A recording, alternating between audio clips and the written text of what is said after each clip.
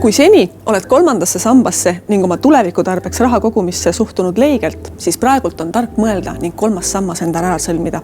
Miks? Ma kohe räägin. Kolmandal sambal on mitmeid eeliseid. Neist parim on see, et sinu enda sissemaksete pealt tagastab riik sulle 20% tulumaksu.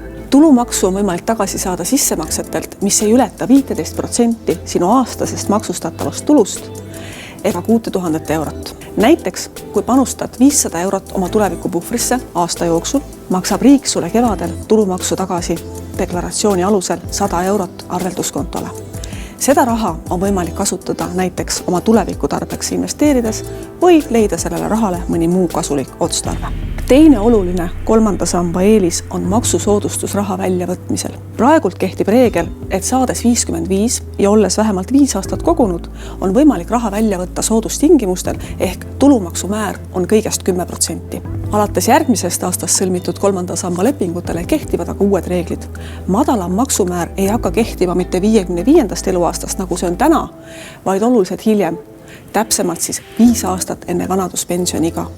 Ja seda siis juhul, kui seadusandja ei otsusta selle koha pealt mingeid muudatusi teha.